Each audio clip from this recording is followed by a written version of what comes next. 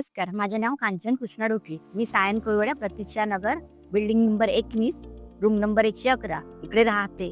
पण माझं स्टॉल आहे स्वामी समर्थ मठाच्या समोर. तर मी सध्या 5 वाजता संध्याकाळची लावते, संध्याकाळचा वडापाव आणि 7च्या नंतर जेवण, वरण, भात, भाजी, व्हेजच्या वाल्याला व्हेज, नॉनव्हेजच्या वाल्याला नॉनव्हेज सर्व ते ठेवते.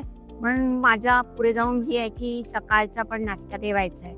शिरा, पोहे, उपमा, मिसळपाव वगैरे हे चालू करायचंय. ते मी ठरवलंय तसं की पण चांगला रिस्पॉन्स आहे इथे. म्हणजे माझी अपेक्षा होती त्याच्यापेक्षा नक्कीच चांगला मिळाला रिस्पॉन्स. पेपर्स वगैरे वर्क झाल्यावर 15 दिवसातच गाडी आली. ती झाल्यानंतर पण त्यांची 8 दिवसाची ट्रेनिंग होती गोरेगावला. ती पण छान होती, खूप म्हणजे मजेशीर. तिथे जाऊन काय करायचं हे माहित नव्हतं किंवा ते लोक काय शिकवणार आपल्याला असं वाटलेलं.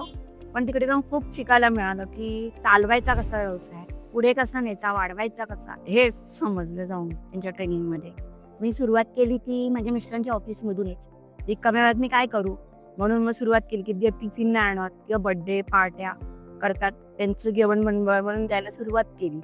आणि नंतर मग मला आयडिया झाली की मी हे करू शकते.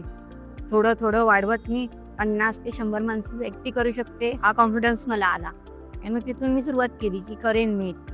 मी गाडी घेतली खरी, पण मला हे माहित नव्हतं की गाडीत काय पाहिजे. त्यासाठी पण मला ओंकार दादांनी खूप म्हणजे खूप मदत केली. अगदी नकाशा काढून इथे हे हवं तिथे ते हवं करून ओंकार दादांनी सांगितलं आणि त्या पद्धतीत मी केलं. त्यानेच मला करून दिलं. खूप म्हणजे खूप त्याचे खूप आभार आहेत की त्याने मला मदत केली.